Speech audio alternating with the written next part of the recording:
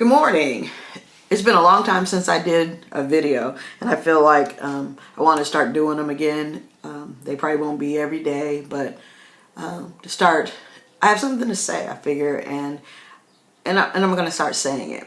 So one of the things I wanted to talk about, but first, let me say happy birthday to my husband. Happy birthday, Craig.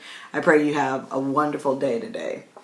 But what I want to talk about is, I was in my quiet time and I thought about all the stuff going on with the police nowadays and with Ferguson and now this thing in New York and I have not heard it yet. I have not heard anything from this perspective. I am the daughter of a retired police officer. My father retired as the lieutenant of homicide. He has served in the gang unit. He has served in checks and forgery, undercover. I mean, he's done a gamut. When I was 10, he was shot. He's, been in car chases. He's, just a lot of things. And I appreciate his service. And I appreciate this point of view as while I work in the community and I can see people at their worst, and where he has seen people at their very worst.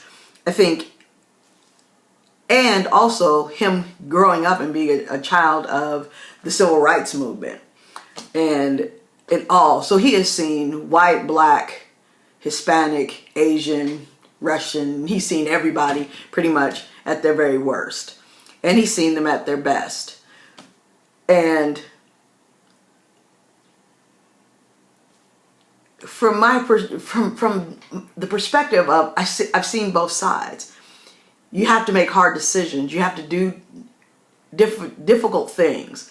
You're put in very strange circumstances, and circumstances that nobody, even if you're well trained, you don't know how you're going to react or how you're going to behave in the moment. We would like to all think that we would do the right thing and that we would not let our fears and our prejudices and all the things that come up in us, that they would not come out in those moments. But there is no guarantee because we're human. But I think something that I know and I understand about my father is that he just wanted to do his job and do a good job.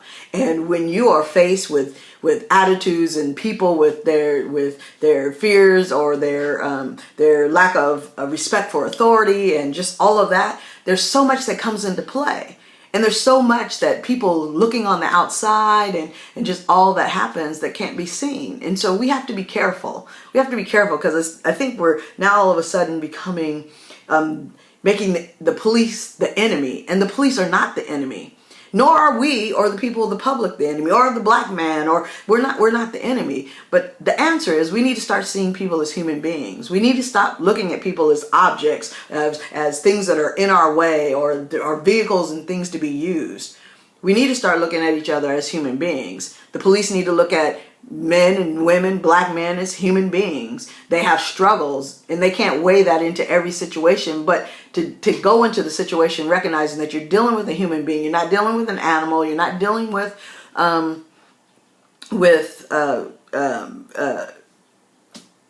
you're just not. You're dealing with human beings. Human beings with emotions that have their fears, and they're coming from a different place. And so from my perspective, I just wanted to share that because I've watched my father go through a lot. I've watched him be shot. I've watched him not be shot, but the recovery of after being shot and just all that he had to go through and all the stress and strain, that's difficult. And now police are under all this pressure. Yes, they need to do a good job, and yes, they need to be respectful, but we also need to respect and understand the job that they have to do. They have to go into the very worst of situations and judge it and make decisions, as well as protect the lives of the people there and protect their own life. And we have a tendency to judge a lot from the outside. So I'm not saying, and understand, I'm not saying that the situation is right or wrong. I'm saying we need to start looking at it from a different perspective. We need to start looking at the whole, and in the midst of all of our conversations and discussions, what are we really going to do? And I really think the answer is we have to change how we look at people. It really is an issue of the internal and not the external. It is an issue of the heart. And that takes time. That takes more than discussion. It takes us seeing people as human beings.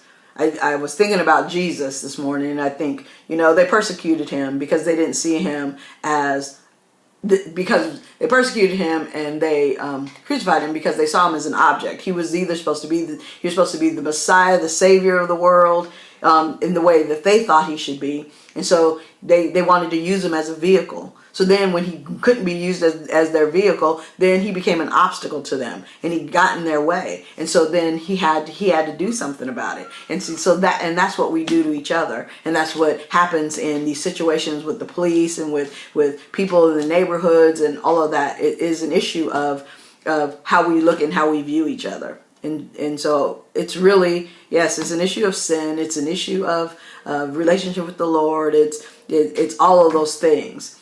And so I think we need to come together, and yes, we need a dialogue. We need to pray. We need to work on some policies and really push some things forward in our law system. And we need to stand together as a united front, not divided. I think the police need to stand with the people because they need to recognize their errors as well and just own up to it. And I think we'll go further that way. But I would just want to say thank you to my father for his 33 years of service.